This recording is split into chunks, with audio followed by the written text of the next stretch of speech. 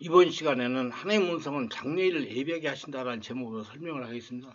하나님의 말씀을 요한복음 16장 10절에 이렇게 말씀하십니다. 그러나 진리의 성령이 오시면 그가 너희를 모든 진리 가운데 인도하시리니 그가 자유로 말하지 않고 오직 듣는 것을 말하시며 장래일을 너희에게 알리시리라. 장래일을 알게 하시고 예배하게 하신다는 겁니다. 그냥 알게 하는 것이 아니고 성령 안에서 기도하는 성도에게 알게 하십니다. 믿으셔야 하나님께서 음성으로 장래를 알게 하시고 인도하십니다. 제가 성령의 인도를 받아 서울로 이주한 이야기입니다. 2003년 7월경으로 생각됩니다. 기도하는데 성령의 감동이 왔으며 서울로 교회를 옮겨야 된다는 감동이었습니다. 하나님 어느 동네입니까? 하나님은 사당역 북이라는 감동을 주셨습니다. 그때 당시에는 돈도 없고 아무런 대책도 없는 상황이라 무작정 기도만 할 뿐이었습니다. 2003년 성령 네트워크 사역이 활성화되어 서울에서 많은 분들이 다녀갔습니다. 그러면서 교회를 정하지 못하는 성도, 방황하는 성도들 대다수가 등록을 하지 않은 채 시와에 위치한 우리 충만한 교회에 와서 주일 예배를 드렸습니다. 그들은 물질적인 능력도 있는 사람들로 지금 생각하면 하나님이 서울로 우리 교회를 이전하게 하시려고 보내주신 것 같습니다. 결국 그 성도들로 도움으로 서울로 이전하게 됐습니다. 하나님의 역사는 아무도 모르는 겁니다. 2003년 11월경 기도를 하는데 성령께서 서울에 가서 현장을 답사하라고 감동하시는 겁니다. 첫날은 거부했습니다. 그날은 금요일이었는데 다음날 더 강한 감동이었습니다. 그래서 토요일날 전철을 타고 사당동에 와서 이곳저곳을 돌아다니면서 알아보았습니다. 걸어다니는데 가슴이 답답했습니다. 더군다나 교회로 사용할 거다며 건물을 얻어달라고 하니 부동산 사람들이 머리를 설레설레 흔드는 겁니다. 그래서 남현동으로 갔습니다. 그래 남현동도 사당도가 마찬가지였습니다. 사당역 10번 출구를 통해서 11번 출구를 건너왔습니다. 가슴이 뻥 뚫리고 시원한 느낌이었습니다. 부동산에 가가지고 건물을 못 왔더니 상당히 호의적이었습니다. 그래서 내년 3월이나 4월에 이전할 것이니 잊지 말고 알아봐 달라고 했습니다. 그런 후에 1월 말경 다시 방배동으로 가보라는 감동이 주어졌습니다. 다시 방배동에 와서 건물을 보러 다니는데 건물이 없었습니다. 어떤 곳은 전에 목욕탕을 운영하던 곳으로 200평 정도가 되었지만 가봤더니 영 신통치가 않았습니다. 그래서 부동산 주인은 조그만 장소 하나에 나왔는데 한번 보겠냐고 해서 이수 초등학교에 있는 건물을 들어가 보니 실평수는 40평도 돼 보이고 교회로 줄 수가 있다는 것이었습니다. 서울에서 예배 들어온 성도들에게 얘기를 했더니 자신들이 알아보겠다고 했으나 토요일날 함께 방배동과 서초동 일대를 다 돌아다니도 차라리 비어는 두었으면 비워두었지 교회는 안 준다며 모두들 거절하는 것입니다. 정말 교회에 대한 인식이 잘못되어 장소를 임대할 수가 없었습니다. 저는 할 수 없이 우선은 이수초등학교로 이사해가지고 1년 정도 지내다가 옮기로 작정하고 기도하기 시작했습니다. 그러던 중에 주일마다 우리 교회 다니면서 은혜 받던 성도가 자기가 아는 어떤 사람이 교회 이전을 위해 1억 원을 헌금하겠다 한다면 말하는 겁니다. 그 얘기를 들으러 나는 기도하기 시작했습니다. 하나님 정말 주시는 겁니까? 한참을 기도하는데 걱정하지 마라.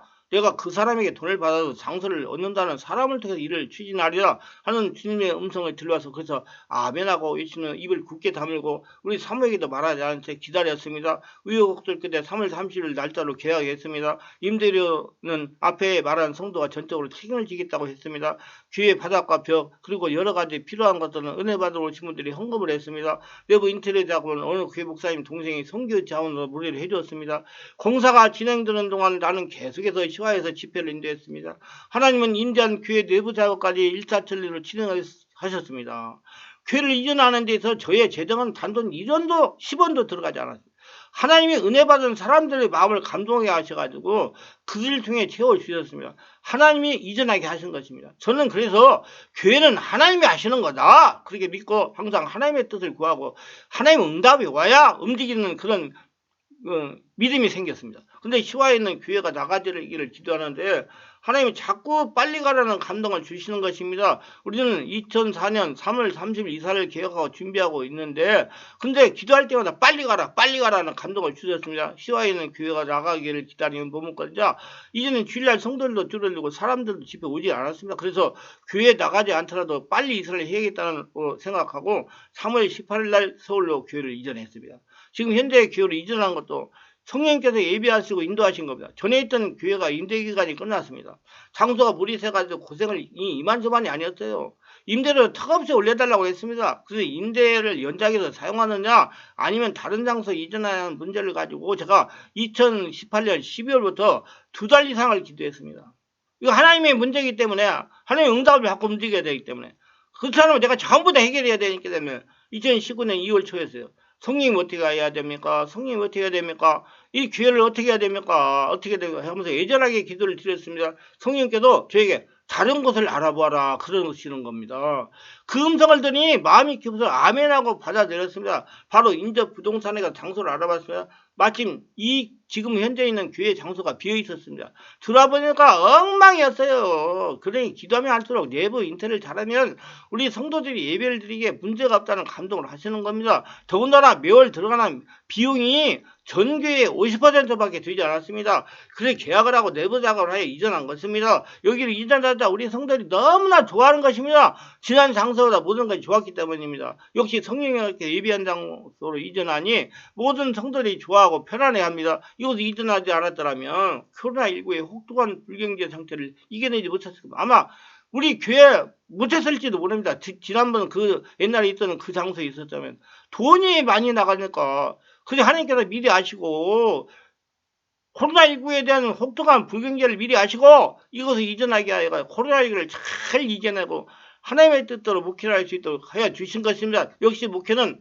성령 하나님께서 주인으로 역사하시면서 하시는 겁니다. 저는 철칙으로 믿고 있어요. 하나님이 하십니다. 교회는. 하나님은 저를 한 걸음 한 걸음 걸음을 인도하시며 하나님의 사람으로 만들어 가셨습니다. 하나님은 성령의 감동과 꿈 그리고 보증의 한계에 나타난 징표를 통해서 목회를 하는데 문제가 생기지 않도록 인도하고 계십니다. 목회는 하나님의 일입니다. 하나님의 주인이시다. 그분의 음성을 듣고 교통하며 따라가야만 하나님이 하십니다. 성도도 하나님의 자녀입니다. 하나님의 뜻을 내고 하나님이 안내하는 길을 따라가다가 보면 인생은 성공합니다. 그러나 마귀는 우리가 가는 길에 어떻게든지 방해방을 넣습니다. 그래서 우리는 성령 충만함으로 기도해야 됩니다. 성령 세례받고 성령 충만함, 성령의 불이 심령에서 펑펑 흘러 나와야 됩니다. 성령으로 충만하면 마귀가 방해할 수가 없습니다. 왜냐? 마귀는 4차원이고 초인적인 존재고 우리는 초자연적인 5차원이기 때문에 성령으로 충만하면 귀신이 마귀가 방해할 수가 없습니다. 서울로 이전한 지 지금 20년이 지났어요. 정말 세월이 빠릅니다. 엊그저께 같은데 별로 20년, 만 20년 지났습니다. 지금은 교회가 자리를 잡아가고 있습니다. 그러면 재정적으로, 환경적으로 부족함 없는 교회가 되어가고 있습니다. 저는 숫자의 개념에 관심을 두지 않고 목회를 합니다.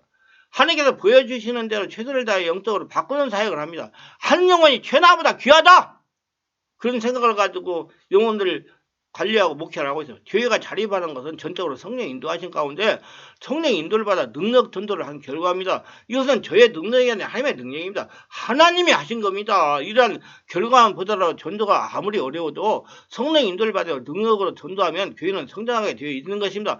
성령이 역사하는 교회는 성장하게 되어 있습니다. 성령이 주인된 교회는 성장하게 되어 있어요. 성령의 인도받기 위해 기도해야 됩니다. 기도하지 않으면 하나님의 뜻을 알 수가 없어요. 기도를 해야 됩니다. 그래야 성령 충만이 되고 하나님과 영적인 상태가 같은 영적인 상태가 되기 때문에 하나님의 뜻을 알 수가 있습니다. 왜냐하면 하나님이 영이시기 때문에 머리를 굴린다고 되는 것이 아닙니다.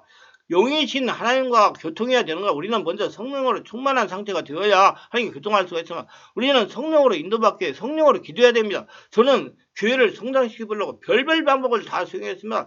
벌침도 나왔어요. 이러한 방법을 되지 않던 것이 성령의 역사에 하는 능력 전도와 성령의 능력으로 능력 치유 사역을 하니 교회 재정이 풀리고 교회가 성장하기 시작했습니다. 일반적으로 하나님의 뜻을 분별하는 몇 가지 방법이 있습니다. 첫째, 하나님께서 성경 말씀을 우리에게 말씀을 하십니다. 우리가 세상을 어떻게 살아가야 하는지 어떻게 사는 것이 하나님께서 기뻐하는 것인지 이미 성경을 통해 우리 말씀하셨습니다. 주의 말씀은 내 발의 등이요 내 길에 빛이나이다. 시편 119편 105절. 하나님의 말씀은 어두운 밤길을 밝혀준 횃불이나 등불 같다는 말씀이야. 횃불이나 등불은 장애에 걸려 넘어지거나 구리는 걸 막아줄 뿐만 아니라 위험한 길로 가지 않도록 보호해준다는 말씀이다. 말씀이 내게 지시한 대로 가기만 하면 그 길이 곧 하나님께서 인도하시는 길이라는 말씀입니다. 중요한 것은 말씀을 볼 때 영성 성령의 눈으로 바르게 볼 수 있는 눈과 귀가 있어야 되는 것입니다. 성경에 있다가 때로는 설교를 읽다가 이 길이 하나님께서 기뻐하시는 거나 깨닫고 인도하는 경우가 많습니다. 때로는 어떤 문제를 고민하여 말씀을 듣다가 이것이구나 깨닫는 경우가 많지 않습니다. 설교를 일주일에 한 번, 두 번, 세 번 듣는다 해도 말씀 매일 읽으면 묵상해야 됩니다. 오늘도 말씀으로 나를 인도하시는 하나님의 음성을 들을 수가 있으시기를 바랍니다. 둘째, 기도하는 중에 하나님의 뜻을 깨닫기도 되기도 합니다. 많은 경우 성령의 충만함은 기도와도 관련이 많습니다. 오순절 마가의 다락방에 임하시는 성령은 120문다가 뜨겁게 기도할 때 임하셨습니다. 기도 중에 성령 충만을 입은 사람들은 하나님 인도하심을 받게 됩니다. 요한복음 14장 26절 보혜사 곧 아버지께서 내 이름 보내신 성령 그가 너희를 모든 것을 가르치시고 내가 너희에게 말한 모든 것을 생각나게 하리라. 문제 앞에 하나님께 고요한 중에 깊이 기도하여 교제할 때 우리가 행할 것을 우리가 나갈 길을 하나님께서 가르쳐 주신다는 말씀입니다. 어떤 중요한 일을 결정을 내릴 때 어떻게 하십니까? 당황하거나 방황하지 말고 먼저 하나님께 집중을 하고 성령의 충만함 받고 마음을 비우고 하나님 음성을 기다리세요. 하나님께서 말씀하실 때까지 기다려요. 중요한 것은 성령으로 마음을 비우는 겁니다. 상식 이하의 자기의 확신에서 벗어나야 됩니다. 인간적인 방법을 추구하지 말아야 됩니다. 하나님은 어떻게 하는 것이 하나님께서 원하시는 것입니까? 제 경우는 기도하면서 마음의 평안, 확신, 병기 같은 떠오르는 생각 오는 것을 경험하는데 그럴 때 이것이구나 하고 결정을 합니다. 그럼 되게 후회하지 않습니다. 마음을 비우고 하나님의 뜻을 기다리는 깊은 기도가 되어야 됩니다. 셋째, 때로는 하나님의 뜻은 다른 사람들의 믿음의 충고로 나타나기도 합니다. 옆에 엮는 교우들을 통해서 나타나기도 한다 이 말입니다. 그러나 그건 구별할 줄 알아야 됩니다. 성령 인도로 좋은 믿음 가진 이웃, 성수가 믿음을 가진 선배를 만나는 일은 아주 중요합니다. 좋은 충고가 바른 결정을 내리게 합니다. 잠언서 2장 19절 말씀. 내 아들아 너는 듣고 지혜를 얻어 내 마음을 바른 길로 인도할지라. 어떤 결정을 내리기가 되게 힘들 경우가 있습니다. 어느 쪽도 하실지가 않을 때가 있습니다. 그럴 때 성령께서 지시하시는 신선한 믿음의 선배나 목회자를 만나세요. 성령께서 지시하시는 믿음의 사람입니다. 그러나 자기 생각 가지고 신령한 사람 만나서 조언을 듣는다가 문제가 커질 수 있습니다. 반드시 성령의 지배와 인도를 받아요. 성령께서 사람을 만나라! 그럴 때 만나라. 그 말이에요. 사람을 의지하면 성령 역사가 일어나지 않습니다. 사람을 통해서 문제를 해결을 하면 성령 역사가 일어나지 않습니다. 성령 인도를 받기를 바라고 기도하다가 보면 성령께서 감동하신 대로 순종하고 기다리면 길이 열립니다. 아무 사람의 충고라도 다 받아들이지 마시라는 얘기입니다. 자, 네 번째, 하나님의 뜻을 분별하기 위해서 환경의 변화에도 민감해야 됩니다. 환경의 증표를 무시하지 말라는 겁니다. 환경에 막을 때 장애가 생겼든지 병이 났든지 억지로 밀고 나가는 것이 항상 바람직한 건 아닙니다. 어떤 사업을 하거나 어떤 직장에 취직을 하는데 계속해서 일이 쓰러지고 할 때는 물러서는 것도 방법입니다. 하나님 일이라면 길도 놓고 담도 넘어야겠지만 그렇지 않을 경우라면 기다리는 것도 한 방법이고 돌아가는 것도 한 방법입니다. 이 뜻대로 되지 않는다고 속상해하거나 주저하지 마세요. 하나님을 사랑한다 그 뜻대로 부르심을 입은 자들은 모든 것이 합력하여 선을 이루느니라. 로마서 8장 28절. 걷지 않고 뛸 수 있습니까? 한 번도 넘어지지 않고 잘 걸릴 수 없지 않습니까? 실패는 성공의 어머니입니다. 말씀 보고 듣는 중에 성령이 역사하신 분이 기도하면서 때로 좋은 신앙의 선배의 믿음의 조언을 통해서 환경의 변화에 민감해지도록 하나님의 뜻을 확실히 분별하여 성령 인도하심을 거스르지 말고 아름답게 순종하여 사시는 저와 여러분 되시기를 소원합니다. 성령으로 세례받고 성령의 불을 받고 성령의 지배하심으로 성령 인도하심을 따라 하나님의 복을 받으며 하나님께 쓰임받고 싶은 분들은 02-347 영인치로 충만하게 전화해서 알아보고 오셔서 성령의 세례를 받고 성령의 불을 받아 건강하고 권리고 행복하게 살아시길 바랍니다. 말씀의 은혜가 되시고 유익하셨다면 구독, 좋아요를 부탁합니다. 제가 설교하고 동영상을 제작하여 유튜브에 올려가서 여러분들에게 전파하는데 큰 도움이 됩니다. 감사합니다.